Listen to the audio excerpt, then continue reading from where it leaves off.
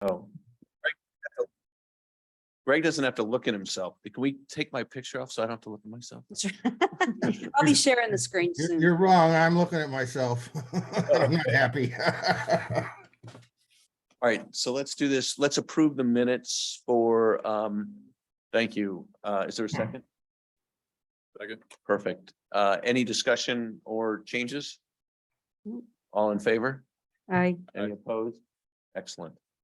All right, should we, you guys want to come up and we'll do, what are we doing? What's the We're gonna agenda? do the actuarial evaluation report first with Econ. So we've got Okay. Keith is here. Do you folks all know, remember Keith Kowalski with Yes. Econ benefits?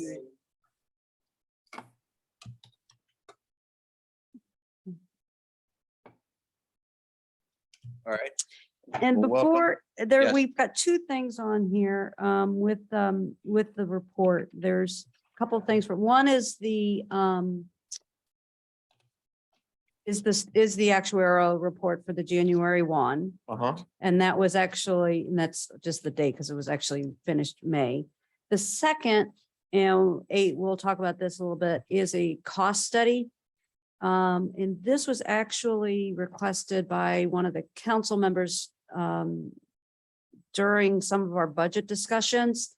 And it was to look at, they asked staff to look at if we would bring a COLA back in to the pension plan.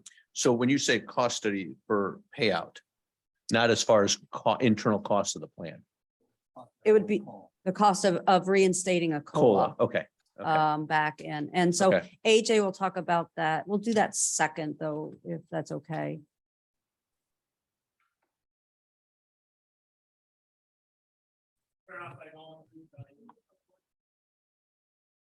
All right, now I'm live. Yes. We'll start off going through the valuation report And recording and being recorded, so you don't see anything. don't say anything I Yeah. shouldn't. Yeah. I wouldn't want my mother to hear. Exactly. Excellent. So we'll jump to page 3, and I'll just note that the valuation here is as of January 1st, 2022. So a little bit simpler times before the Olympics, before Russia, before the current equity performance in the markets. This is all a snapshot as of January 1st, 2022. I'm going to go ahead and spoil all of the results here on page 3, and then we'll dig into a little bit more detail as we flip through the report. But the performance on equities and assets from 1/1/2021 to 1/1/2022 was very favorable, and that has pushed the funded status of the plan into a positive direction. It's brought the recommended contribution down and done good things. So here we've got the market value of assets returned 13.33% for the year compared to 7%, which is the expected return on assets annually. In addition, there was an $819,199 contribution during 2021, which exceeded accruals that were accrued into the plan. And so both of those are going to fuel the funded status of the plan.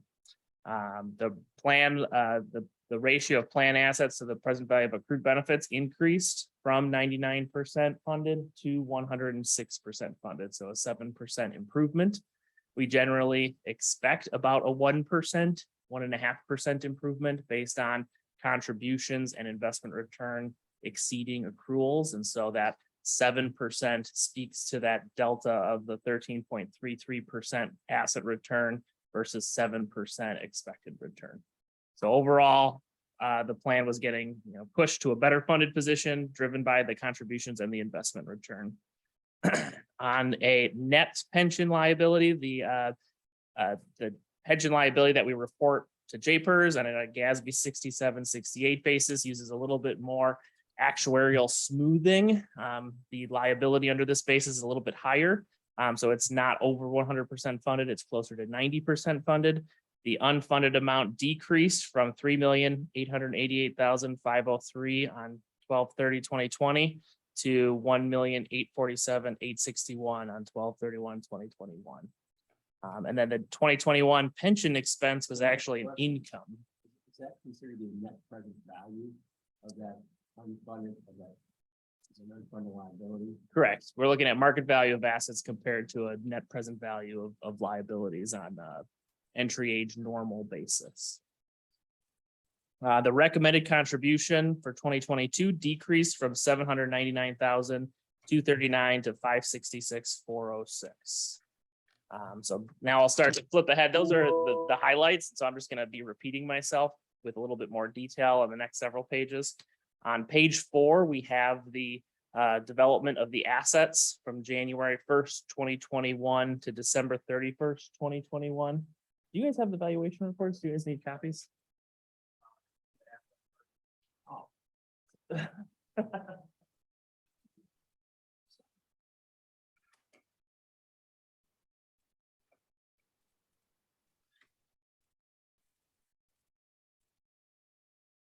Yeah. So on page 4, the value of assets as of 1/1/2021 was 24,050,084. And as of 12/31/2021, it improved to $26,341,524. Again, we're seeing those contributions of 819,000 and the investment return of 3.147 million coming in and really pushing that value of assets up. Moving on to page 5, this is the development of the recommended contribution. Can I ask one question on page 4? Yeah, Is absolutely. it common that the employer contribution is so much higher than the employee contribution? So the employee contribution is a fixed percentage of compensation, and the employer contribution is going to be based on recommendation. And so it depends on the funded status of the plan and the accruals of the plan. So it's not uncommon for that to be the case in the market that we're currently in.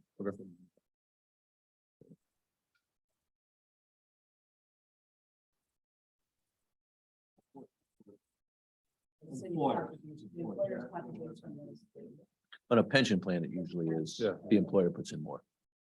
Yeah, there are some pension plans that don't have any employee Yeah, contributions. most, a lot of times they don't. I Right. believe. Back where they, Keith, they increased the employee contributions. That was about that. That's same, one of the same changes in 2008. I believe. Yeah, 2005, it went from 2005. 4% to 5% compensation. So on page 5, we have the development of the contribution. The top section is the estimated tax revenue for 2022. So we're setting that at 625,000. The expected employee contributions are just around 200,000.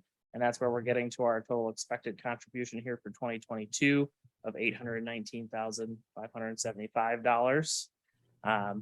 We base the recommended contribution on the 20-year amortization schedule. Yeah, so the recommended contribution is based on 2 components.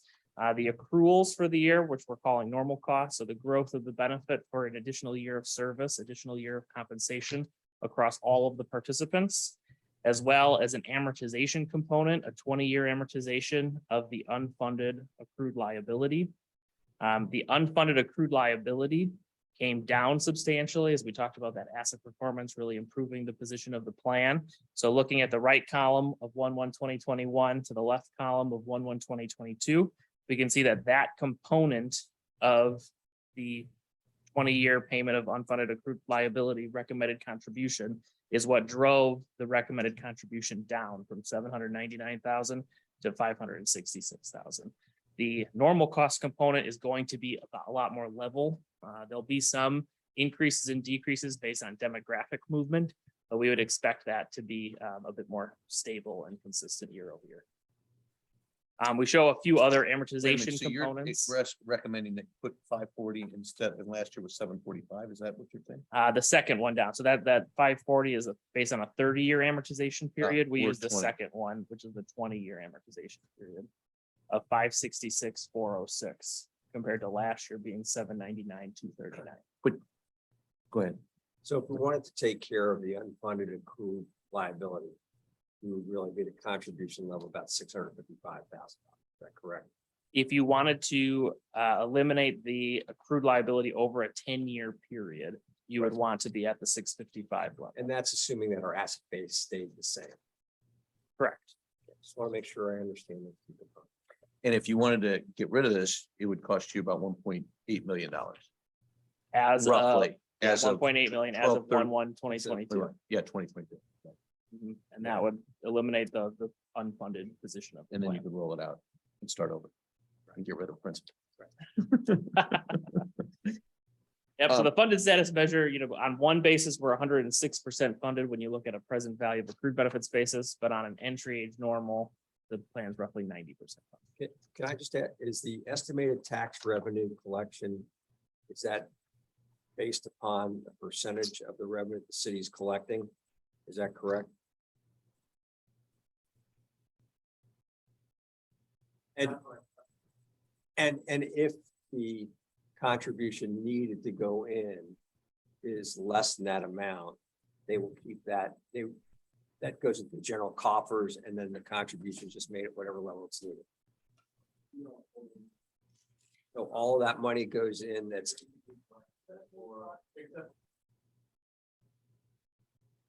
So we put in whatever we collect regardless.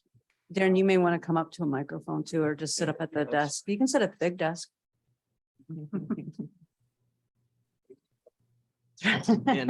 In December and then in June, Microphone, in between those two. microphone, times- please.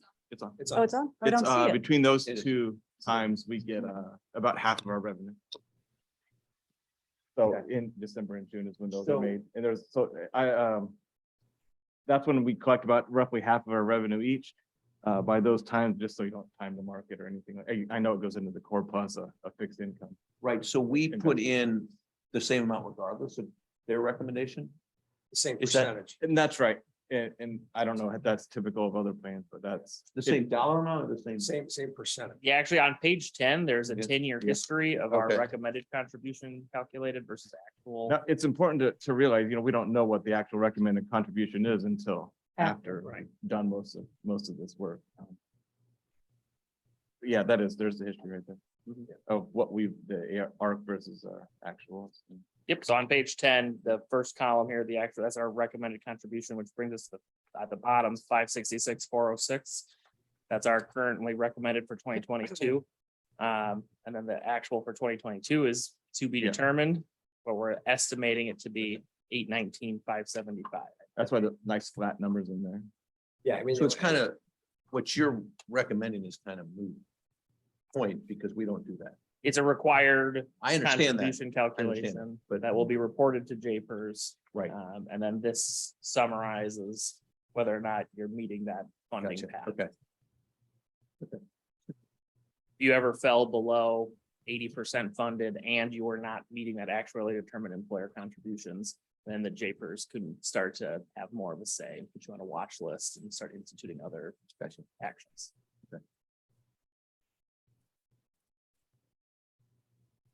That was page 5. Moving to page 6, I'll move through the next few pages a little bit quicker. Page 6 is looking at the present value of accrued benefits on both a vested and a total basis. They're very similar. We focus on the bottom section. That's the total. The plan is 106% funded compared to 99% funded a year ago. So the net here on a present value of accrued benefits basis is there's an excess asset funding of $1.56 million. And this is taking a look at benefits that are earned today with compensation as of today and service as of today and discounting those projected benefits back. The entry age normal, which is going to be on the next few pages, does a bit more smoothing of accruals so that you're front loading some of that compensation activity instead of back loading it like the present value of accrued benefits will do. On page 7, this is a demographic comparison from 1/1/2021 to 1/1/2022. As of 1/1/2022, there are 56 active participants earning benefits. There are 60 in-pay retirees and beneficiaries, and there are 29 terminated vested participants that have not commenced their benefits. So when it says here that died without a beneficiary, that means they took the single payer option or they didn't have a beneficiary listed. Correct. So that's both retirees and beneficiaries in that 62 number. And so there were two participants that either were beneficiaries. And so they had elected 100% joint survivor or some form of that nature. And their original participant passed away. They were left with the remaining benefit and then they passed away. So there's no Okay. benefits due. Or they chose that single life. That and- single and life, passed okay. away. On page 8, we have the development of the unfunded accrued liability from 1/1/2021 to December 31st, 2021. So the value of assets is just reiterating the value of asset developments that we've seen a few pages earlier. And then the accrued liability measure is rolling forward from 1/1/2021, bringing in the accruals for participants earning additional compensation and service, paying out benefits, line 4. 1.669 million in benefits were paid out, bringing us to an expected unfunded accrued liability of $28.6 million. So that's expected based on what our actuarial assumptions would project. Actuarial loss and gain, there was a gain of 406,000, and that is from demographics. So there was different, 2 individuals passed away. And so from expectations to actual reality, there was a small decrease in the overall liability, but within the realm of reasonability for our results. Are there any questions on that? So we will skip pages 9 and we'll go to pages 10 and 11. On page 10, we commented on this earlier. This provides a bit more historical context, which I think will be important. And Keith will touch on this when we look at the cost study, looking at re-implementing additional benefits. But this provides you a little bit more of a historical view of the past 10 years. One thing to note here is that actuarially determined contribution has kind of fluctuated. It's back in 2012, it was around $1 million. The $566,000 recommended contribution here as of 2022 is kind of a low point. And that's, again, lots of contributions have come into the plan to fund over the accrual benefits. And the last 4 or 5 years have had pretty nice investment returns over that expectation. We've got 2019 return of 19.51%, 2020 return of 12.07, and 2021 of 13.33. So just a 3-year run there. And then going back 2018, 2017 also, you can just tell that investment performance is really supplementing the plan. And that's what's allowing the contributions to come down, even though the recommended contribution is higher than the actual contributions. Page 11 is even more detail. It is that development of the unfunded accrued liability with that historical context. So going back to 2014 to provide even more detail. If you wanted to look at how the assets have developed from, 1/1/2014 being 19 million to now as of 1/1/2021 being 26.3 million. So additional 7 million into the plan. Liability is being 23.4 million, growing to only 28 million over that same time period. And then I'll move on to page 12, which is the pension expense for the year ending June 30th, 2021. I don't know, that shouldn't be June 30th, that's 12/31, so that is a typo, I apologize for that. The net pension expense on line 8 is actually an income of 395,000. And that's really being driven by the amortization components of the expense. So you have the service cost and interest costs, which are adding costs to the plan. The service cost, again, is the accruals for additional years of service and compensation that participants are earning. The interest cost is just growing the liability base with 1 year of interest at 7%. That's offset by employee contributions and an expected rate of return of 7% on the asset base. And so overall, the service costs plus the interest cost gets you to about $2.2 million of total cost. The employee contributions and the expected return on assets is about 1.8 million. So there's slightly more cost than expected return and contributions.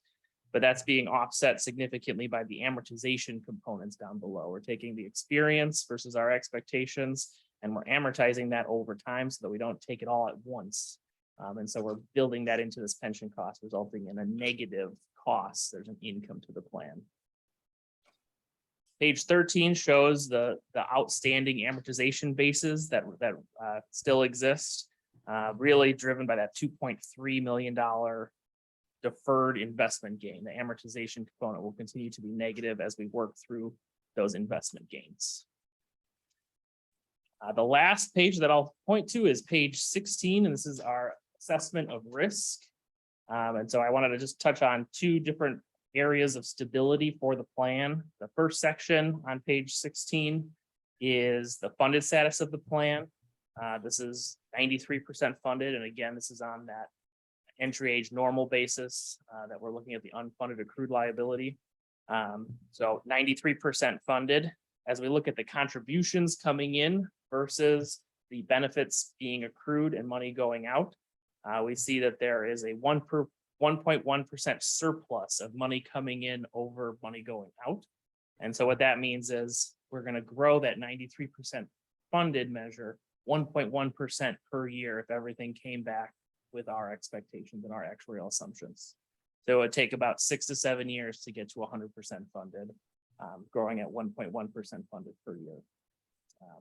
If I looked on a present value of accrued benefits basis, the plan is 106% funded and is set to grow at about 1.4% per year. Now to bring in some of the bad news, which is the investment return for 2022. So investments have been poor. Talk about that now. I have some comments on it if you want to hear. I mean, this is rosy. When I come back next year and talk about 1/1/2023 measures, they're not going to be as rosy as these values here. So looking forward 1 year, we would have expected this 93% funded to grow to 94.1% funded. We're currently tracking that to be closer to 78% funded. So a roughly 10% negative investment return is what we've got built into that estimate. On top of that, you're expecting to hit 7%. So when you don't hit 7% and you hit negative 10%, you actually have a negative 17% hit on your funded status. So I'm expecting the funded status currently to go from 93% to 78%, but we still have 5-6 months left in the year to see how that negative 10% return might pan out. As we go down to that contribution stabilization, we're going to look at that, and that 1.1 actually becomes real close to 0. So you're basically treading water at that contribution level versus accruals coming in. Might be getting into it with this next comment though, but isn't the rise in interest rates going to help situation? So the rise in interest rates will not adjust the liability measures. We use a long-term 30-year a long-term return on asset expectation, and we set that at 7%. And so the liabilities aren't going to fluctuate with the change in interest rates. Now, based on what has already occurred, your bond portfolio has taken a hit because of the rise in interest rates, but the future outlook of bond performance is better. And so that's going to help support a longer term return of 7% in the future. But it's not going to necessarily have an immediate hit on your funded status. Your funded status is going to look at the investment performance as a whole. The liability measures aren't going to fluctuate based on that interest rate basis. Now, inflation is another concern. So to the extent that inflation starts to creep into compensation increases, we have built into our projections a salary increase assumption of 4%. And so that is meant to be inclusive of inflation as well as merit and promotional increases over a career. So I don't expect everybody to hit a 4% increase on an annual basis, but I expect certain people to hit 10% on a year and others to be flat, and the net growth is about 4% per year.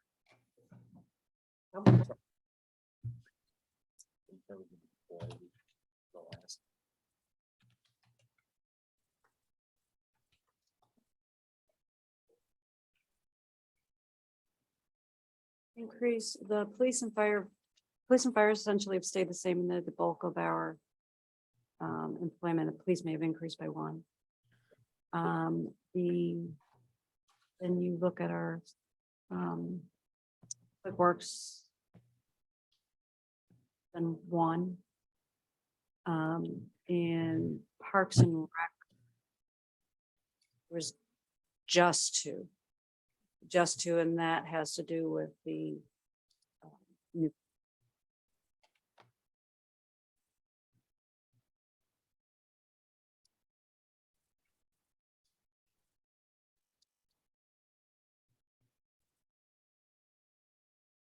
Or gross and compensation. is Oh, primary. Craig and Dawn too. So on Yeah. page 11, there's actually a covered payroll. So in 2014, the covered payroll I have here is 2.8 million, Mhm. 2.9 million. And as of 2021, the covered payroll is 4.4 million. Mm, Yeah, so that's about it. That's almost, that's an average of 7% annualized. But I don't know what that is per participant. Mhm. necessarily. Right, I'm just. Which is run well ahead of inflation over that period of time. Correct.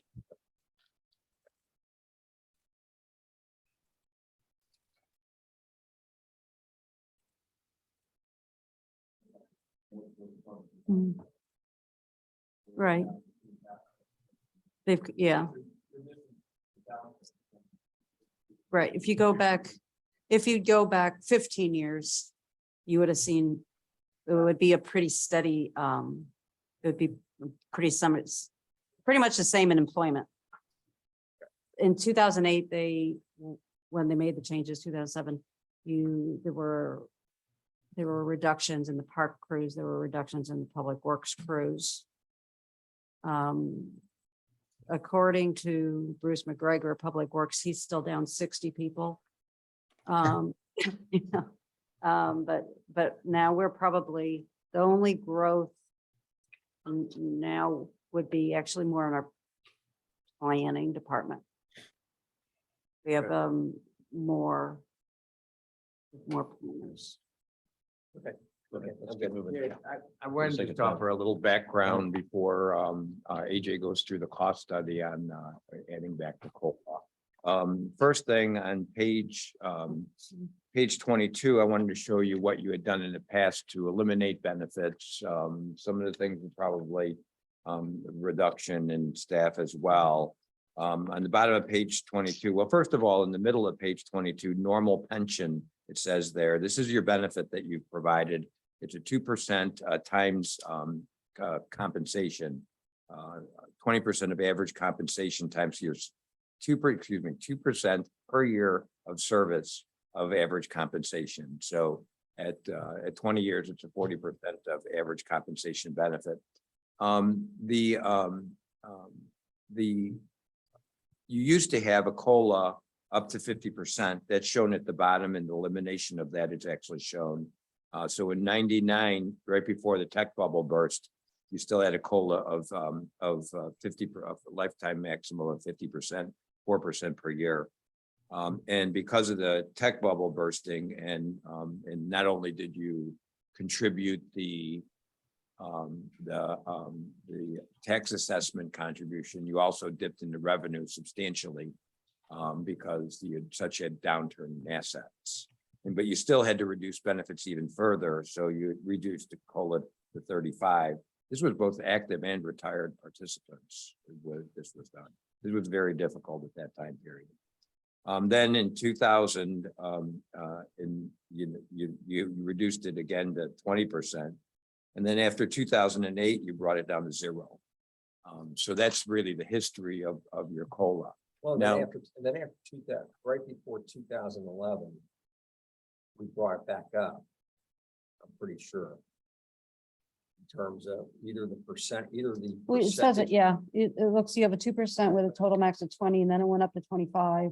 And then it Because was, Oh, then it yes, went away. yeah, I'm sorry, yes. And Yeah. what happened was, Then- then as 9/11 occurred, there was an increase in terms of compensation, which totally threw that under the bus, because I can remember the comments I remember made at that point in time, Mhm. is that if they're not gonna get compensated at time of employment, they need to get compensated at time of retirement. Mhm. Mhm. And then I said, but we reserve the right to reverse that if things change, and it puts us in dire straits, which it did. Which it did, And we hung on to it for a couple of years, then we took a Right. turnaround change. right? So I So, just want to bring that up. yeah. So that's your benefit structure today, 2% of average monthly compensation times 2 years of service. If you The turn, max lifetime, is that of comp, or is that it can increase from where you start? Increase the benefit. So if you start at $1,000, it can go up to 1,500? That's the max. Correct. And that's very representative of what goes on with state employees. We don't see too many COLAs anymore, but with that said. And I think that on page 10, you can see how your contributions fluctuate. And as AJ mentioned, you're coming off of 3 good years. Your contributions in 2018, because of a negative 5.12% return, increased by $500,000. So we're anticipating a potential, well, I think I just asked Tom, I'm not rocket science, but excuse me, I'm sorry. Tom said that, yeah, you're about down 8.5%. So you're going to see a $500,000 swing in your expected contribution or your contribution. Now, the actually determined contribution is you have to have a funding policy by rule, by all governmental entities. And your funding policy is to pay the normal cost and to pay this amortization. Now, normal cost in these funding policies, the problem with it is that normal cost increases as salaries increase. So if you see salaries go like this, your normal cost is going to go like that. And in all situations where your contributions are not linked to your benefit increases, your contribution increases are linked to the assessed valuation, your property tax. So the problem that can occur is that you have salary increases and your property tax doesn't keep up with that. And then you fall behind looking forward down the road, and you have to be careful there. So I think what you're going to see from AJ's next story is that the significant losses that you have are going to probably pump up your next year's contribution beyond what your property tax is. And so considering a benefit increase during this type of downturn, probably not the best time to be looking at things. But, you wanted it done, so it's not a problem for us to compare that. It's not that hard. And so I think you did it gratis, didn't you? Oh, yeah, just completely gratis. We don't charge much for doing that. The extra work doesn't really, it's not that much time, actually. I'm a fixed cost. Yeah, you got We two- know that because it's 5:34 already. You're still here. I just told I had an hour. Yeah, I don't give him much time because he'll talk more than I will. And that's really bad. So you have a good plan at 2%. You don't have a COLA. You've got to watch your contributions now during this downturn because they're going to jump up on you and scare you a little bit for next year. You don't know where it's going to end. I think the downturn was kind of a little fictitious, because, I think corporate profits are going to be up 10% over this year. And how does the market go down 20% if corporate profits go up? Expectations. So, but you're correct on your bonds that as the interest rates go up, although it's a burden right now on the market losses, your prospect for making 7% is better. We use a 4% salary appreciation, which includes merit going up through the ranks. So it's not just inflation, it's inflation plus merit, probably merit of about 1.25% to 2%. And so that's probably a reasonable rate going forward as far as compared to the 7% or 3% differential. But we got kicked in the head with some inflation now that's going to probably cause you some anxieties and contribution and salary increases. And you actually have 5 people less on this valuation than you had last year. I heard the numbers that you were talking about. You had 61 last year, you got 56 today on this valuation. If you just add 5 people, if they're just waiting to get in and they're not yet in for the service, then you're just going to pump up your cost a little bit. Just to kind of trying to wrap things in a little perspective for you. And we are at 7% on the assumed rate of return. We are, we're at a conservative rate, I think. Reasonable. So the cost study here that we have, which is the second piece of the materials. What we were asked to do is look at reinstituting the COLA with a 2% per year increase, max of 25%. So kind of bringing that last level back. And that would only be applicable to future retirements. So no one that's currently retired and no terminated vesteds would be getting any additional increases that they're not already receiving. And so this is really just looking at the active population. So if you think about it, if they got the 25% COLA all at once, that would probably pump up the liabilities by 25%, but you're spacing it out over roughly 12 years. And so the liability impact ends up being, and I'm on page 4 of the materials, 13.7% for the active population. The active population is about, a third to a half, maybe 40% of the liability. And so the total liability increase is 5.3% initially. Over time, that will continue to, march towards that 25% number. So as you track that, it'll continue to grow over time.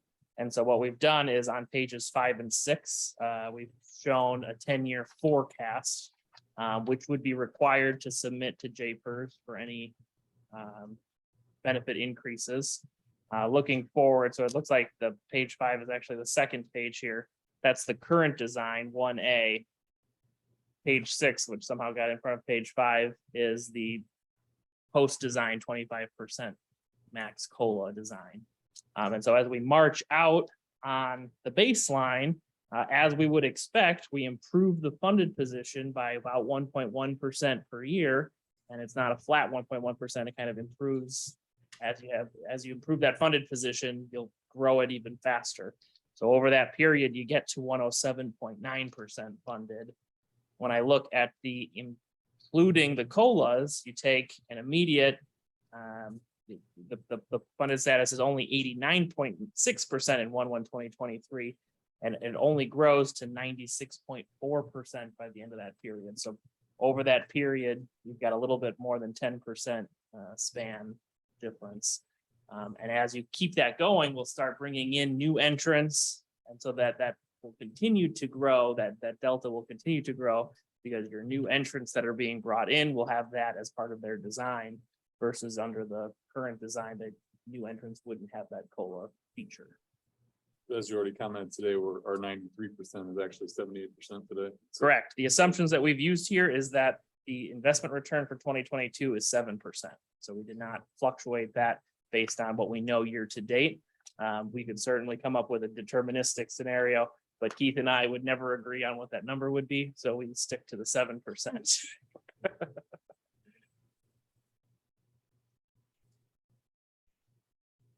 I think as Keith mentioned, at the beginning of this year, there was a lot of interest in increasing benefits across many governmental plans. And as the year has progressed, there has been significantly less interest in adding benefits of this type. Any questions? No. All right, thanks for the info. Excellent. Appreciate it. I cede the rest of my time.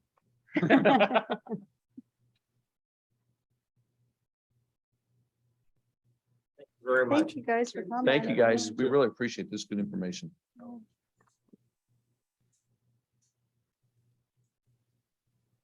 Well, Tom, it seems like this is all your fault. Keep things moving. That's yeah. right. You should be really, Yeah, quick. Get out of here as quick as possible. Quick and painful, right? Yeah, thanks. Nice Couldn't meeting you, couldn't AJ. have the 6:30 values possible Okay. to that's right. The actuary blames. the- Right.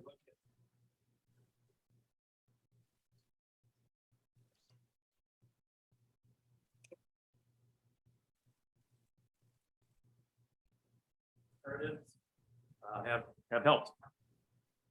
Well, I will, in the interest of time and your sanity, I will skip the front part of this, which has the market environment in all its kind of bloody glory. I only have one question. Sure. That was on page 14. Sure. I just want to know if one of the children got a hold of it and started crying.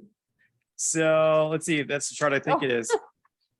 So it's an ugly chart that tells an ugly story. That's what I call that one. So it didn't even bother putting each individual year on there, but you can see in red that. Yeah, but I was actually gonna ask about this. Okay. Because I don't want to spend more than 10 seconds on it, but there's no label to what each line means. Correct. We didn't even bother. Doesn't even Okay. matter. Red is where we're at. It's just so such far of an outlier. The same question. Yeah, if we would put that on My brain there, is like, it would be crazy looking. So Yeah, okay. It's, that's fine. when I Yeah. first saw this, I was like, do I include this? Do I not?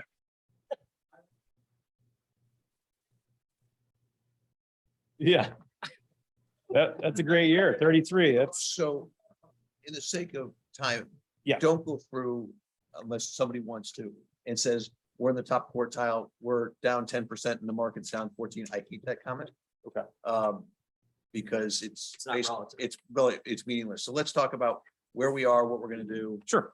and that type of thing, unless somebody wants him to go through that. No, it's fine. Yeah. So it's sort of like, we're bad, but we're better than, Not many places to hide, as you Right. know, you're in the And who business, cares, you right? understand. And it's better today than it was on 6:30. And it That's is. right. We don't have, That's yeah, we don't right. have July baked in here. Yeah. Keith, the number of back of the envelope I gave Keith knocked us down to about 8.5 negative on Good. on the year. Good. So if you just jump to page 2, just give you some numbers so you can put it in your minutes. This is at exhibit 1, market value, end of June. You see 22,207,189, all the various investments, underweight fixed income, underweight equities, real estate's overweight. Real estate has been a shining star this year so far, but obviously we'll see moving forward. So there are additional rankings and everything. I will, partners, we put in 1.5 to start. partners should be, Do you remember what we put in? 1.5 sounds right. Yeah. 1.5. Okay.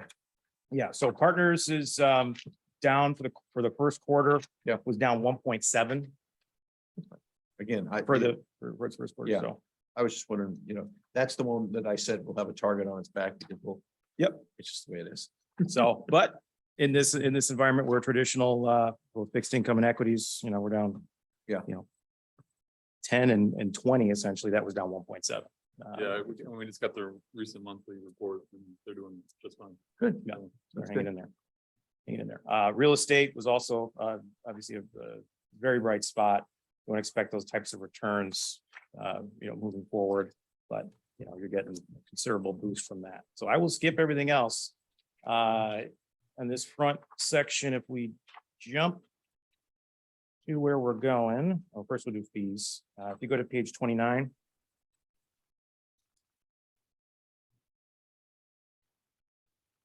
Page 29, just fees, just so you can kind of see where they are. Obviously, these are all asset-based fees, so assets go down, your overall total dollar amount in fees goes down. So you can see 42 basis points, so about 90, a little over $93,000 annually. You have our fee beneath that. It combines for your entire investment program, annual expected fee on there. Feed over. Shows market value as of July 29th. Go. So you can see market value does jump to about 23,139,758. So I guess it does not include some of the alternatives. And this is the beginning of the day on the 29th. So 29th was also a positive day. So obviously every little bit helps. But the main thing here today, remember last meeting, you authorized investment in Pacific Floating Rate Income Fund. We've done, good news is we've waded through the waters with Regions. Everything is set up and ready. We just got the paperwork actually back yesterday. Yep. So we're ready. to So go. we are ready to go Good. on that. So the game plan, as a reminder, is you all voted to reduce principal core fixed income from 11 to 9% and principal core plus from 11 to 9%, equaling 4%. So just looking at kind of how everything is shaken out at this point, recommending, looks like about $850,000 into specific loan funds, and then taking it from the various sources, still keeping it within fixed income. We're still underweight there, not a terrible place to be underweight, but just getting them all close to target as best can be and getting that Pacific loans funded. And in addition to that being at Regions, then we'll also work with Barb and her team on getting the Vanguard funds over there as kind of the next additional step. And you will be happy. Promise. That's gonna be nice. Good. So that would be our recommendation today, basically just get that in motion. We can do that. Like I said, everything is set up and ready to go. Yeah, we do need a motion. So a motion to move do I have to say Yeah, at individual- last meeting, you made a motion and approved the setting up target mix. Yeah. Now what we're just asking for the dollar to amounts. move the 850,000 as recommended to the Pacific Bank loans? I second it. Any discussion, questions? All Okay. Okay. Right, any other rebalancing that you recommend? I know we're not off by that much. Correct. Is there still a gate on the real estate fund? Real estate did put up a gate just recently. There was one last it's year, about a right? quarter. They've been very progressive on gates. Been, obviously as an What's the investor. gate? Right now, it's a quarter, I believe, quarter to 2 quarters. So if you put in for 100%, you get 25% redeem, Well, it'll take a quarter to 2 to get your money out. Currently. but there's no restriction on limitation. Not dollar yet. amounts. Not yet. Do you recommend doing something since it's up, or do we, Not quite yet. not yet? Okay. Not quite yet. We have some clients that are, for whatever reason, more than 5% over, we've been playing on those, but you're still kind of in the sweet spot there. No, and I just meant because it's, might take a while to get it out. Mhm. But by the time we get it out, it might be back. That's what. Yeah, okay. All right. And then just to see the impact on benefit index. The next page in yellow, screaming at you, says before Pacific funding. So that just shows you before any movements with Pacific and basically selling out some of the funds in there. And you can see the cushion in green, about 2.7 million before doing that. So this scenario we've kind of been in has been like almost a worst case scenario with kind of how you have things in at principle at this point, which is mostly fixed income. So it's weathered that storm quite well. Obviously, all the equities are out. So you've certainly weathered quite the storm there. And then the next page, flipping over, also screaming in yellow, says after Pacific funding. So this is us just taking those amounts out. Yeah. So 1.8 million still is the cushion even doing that. But it's leaving principal, right? The Pacific bond. Yeah. From the various, because obviously each one has a little bit different liquidity factor. So that's how that looks. And then the other housekeeping item is in Exhibit 2. Very, very mild. One thing actually I saw in here based on today that we didn't do last time is we referenced 7.25% in this document. Hmm. So Oh, what is this? this is the investment policy Investment statement. policy. Oh, okay. That So 7.25 should be updated. we have to it 7. referenced 3 different times as I went through while they were talking. I see 3 different times where it's referenced to 7.25. I So think at one time it was 7. it was, yeah. And I don't know when that changed, but because I remember. You should find out when that changed, because I can remember when I suggested getting down to 7%. Mhm. They said, well, you wouldn't like. to So see are we the number. voting on, Yeah, we did the ISP, when was Last that? year. Just, no, we did a bigger overhaul with Keith. Is Okay. that 2 years ago? Darren, do you remember? I think it was 2 years big one? ago. Yeah. Okay. Yeah, so I think that's when that happened. do we have to vote on this? we Yes, voting on this? you have to recommend it to the council and then it has to go to the council. Right, so we're recommending council with the changes to 7%. Changes 7, and then the other And thing then is the just other the addendum, change. which is housekeeping as it gets, just acknowledging Mhm. managers, not changing, but updating the investment benchmarks. Vanguard uses CRISP. We didn't have that on there. As And then the long as I'm regions going bank. through it. Then we also just list regions on there as well. So it's about as basic a changes as we can get. So we recommend this for the council, based on the changes and the updates that Tom has just mentioned. I would make a motion that we present this to council for approval as presented with the exception of the every reference to 7.2% be made 7%. Perfect. She said it very well. Yeah, that was perfect. Is there a second? Do we have to make a motion or? can you I do it? just did that. Okay. Is there a second? Second. Perfect. Any discussion? All in favor? Aye. Aye. Any opposed? Excellent. Got you done in 12 minutes, but So, yeah, no, you did great. So I have a question for you. So you do a lot of these. Yep. I assume. You saw the COLA. Do you do any plans with COLA? I mean, what's your opinion just on, again, no, you don't have to. You can answer the first one. Do you see any plans with COLA? we do. It's, Okay. it's not many Uh-huh. anymore. It's kind of a dying breed. Sometimes it's larger plans that have a little more, I guess, bureaucratic logjam to get that kind of thing changed. Large city plans that, there's people fighting against that at all times. So we do see it, just we see a lot less. Thanks. What do you see as the assumed rate of return? for the plan? 7 is upper bound now, I would say. 7.25 is, we do have a couple that hang on to that. Some have drifted mid to upper 6s. But yeah, I mean, if you were to look at kind of a plot of them, it's most are 6.75 to 7.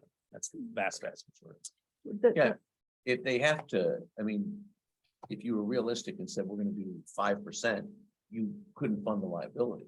Mhm. It would be Well, ugly. yeah. No, I understand that. My concern is that I want to be.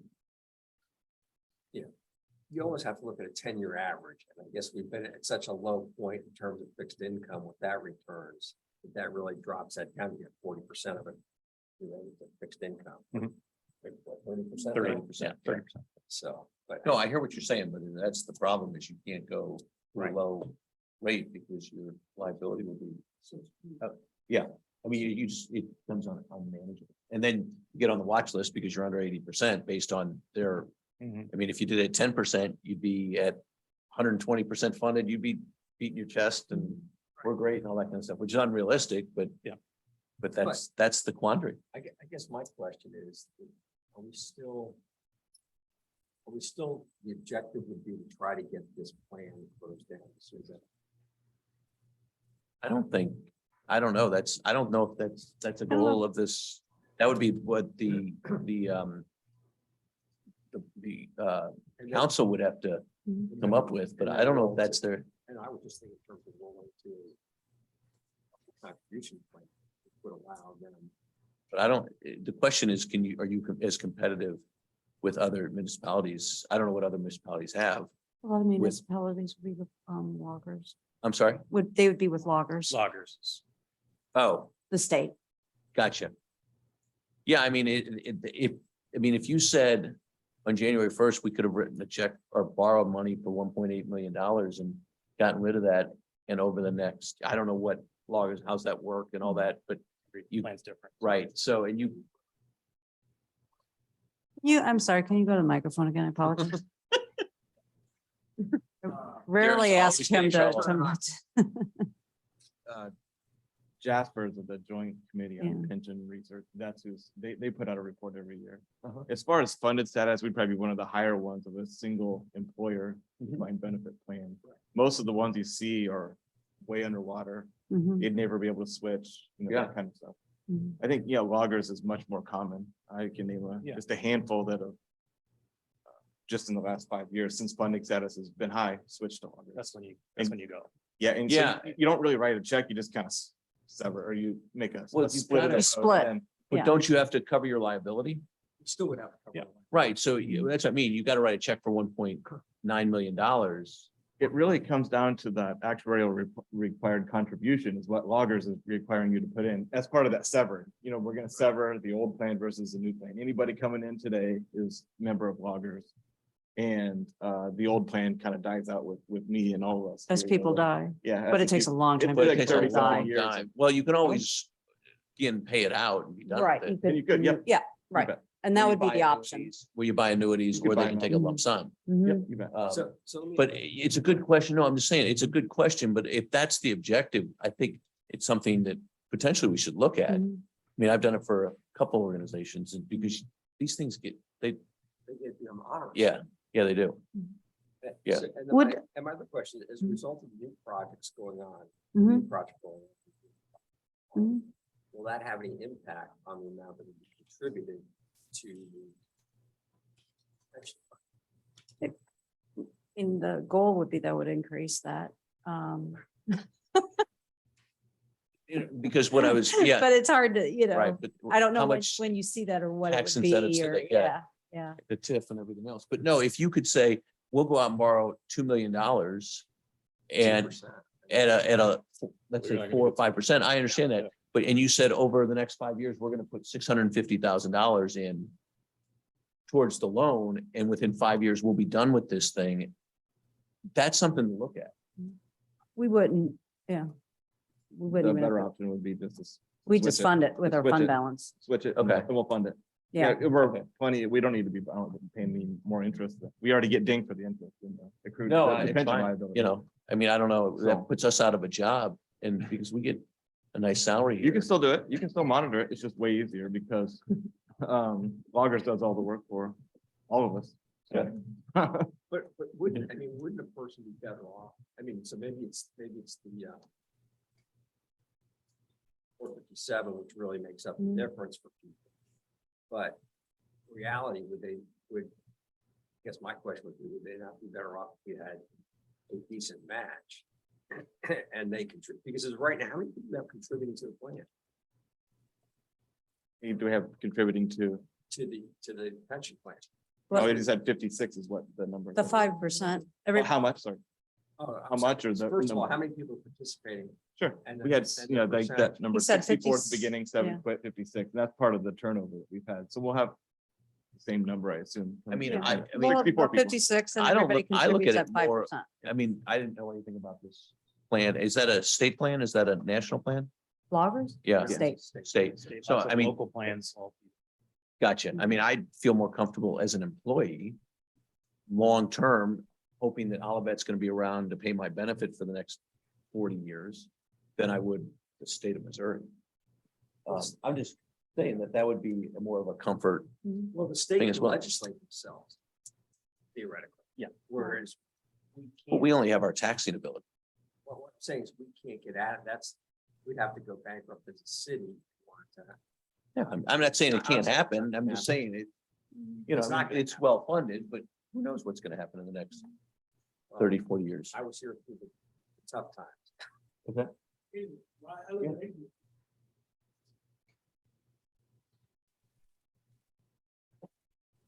Really? Yeah, I mean, I think this is a really important, good conversation. I'm gonna look at Greg and say, you know, how, it seems like it would be a conversation that the council and pension board should have together. right, but we need to get information. You sort of Right. need to know what it would cost to get out and what you know, what does it look like and in order to do so, So because, I'm not trying to talk myself out of a job here, Yeah. but, you know, they will do presentations, kind of give you kind of a Mhm. log, that'd be loggers, give you presentations, kind of let you know kind of how it looks from a distance and give you some of the numbers that you need. yeah, I mean, it's one less thing that we have to, as a city, have to worry about. It might be, it's definitely something we should look into. But let me ask you this, is it a recruiting advantage knowing that we got a pension plan?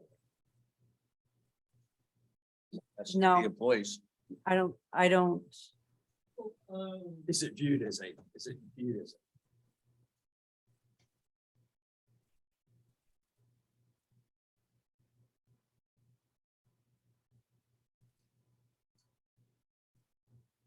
Pardon me. The person that didn't turn on the mic first. A couple of people did ask because there's somebody that was trying to come up with an apartment that had loggers. And he was inquiring, and then we were trying to explain and you can see the blank look on his face. He'd been, you know, indoctrinated with loggers for his career. And then, so we were trying to quickly explain but a new hire, somebody like from the academy, I'm speaking from a police perspective, hiring. To be honest, most of those people would never have anything a pension is usually so far Right. correct. They're coming from a work environment or a work history that. Right. A pension is, That's what you Doesn't had to do. exist. That's what you had to do in terms like 10 years ago, opposed to 08, 09. You had to re-educate to get people back into the plan, right? Right. But especially when you go, I mean, you're 25 years old, you're coming, I mean, that's, So far. Too in the far, future, yeah. it's- Yeah, I mean, yeah, we- 3 to 5 years. I mean, unfortunately, she's since left. We had an employee and, she was just texting me last week asking me about. She had contributed to the pension and to the 457 while she was here. She was texting me, and I'm like, okay, now what happens? She went to work for Jefferson County. That's where she lives, and Emily, and she was like. So, yeah, so I mean, for the most part, especially a younger participant.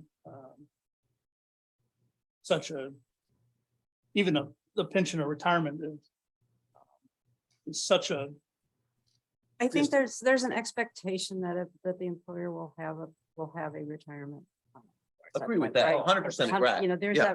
that, I think once you're talking about the pension versus the loggers, I think it's probably not gonna make as much difference unless, you need to be looking at your, once you, a lot of your positions within your, and again, most of our employees, higher percentage are police and fire, they're working up through the ranks, right? You're not gonna hire a captain from outside typically. The outside hire might be the chief.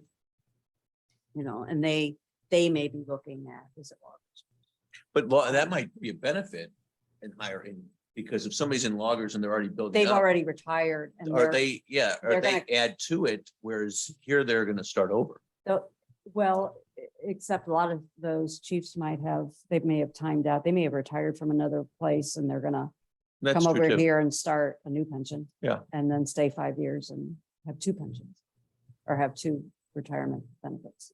So Yeah. so I Double guess dippers. we can, for the sake of time, we continue, we'll wrap this up, but if you guys want to gather information over, I mean, there's no rush, No. but you just let us know when you're ready to. So would it be a switch to, so remain defined benefit plan, or to switch from defined benefit to defined contribution? I don't know. Again, I don't know. That would be something I think you'd have to go to loggers and find out what others have done and. Well, And- there, yeah. okay. The way I would look at it, here's the way I would look at it. There's a certain amount that you're contributing on a annual basis. So what would that mean to the employees from a percentage of salary? And therefore, does that become more beneficial to them?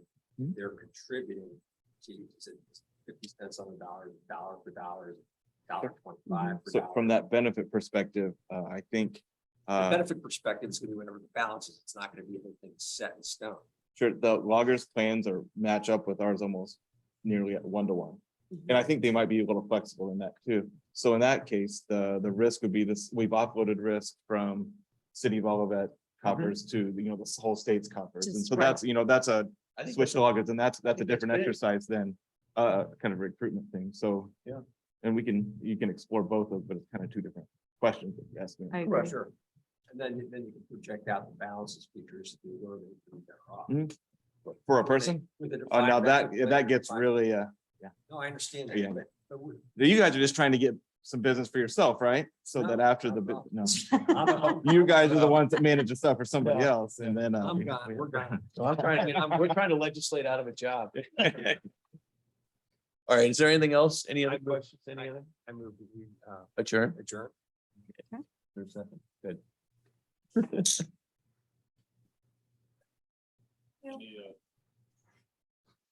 Greg? Yep. Thanks, everybody.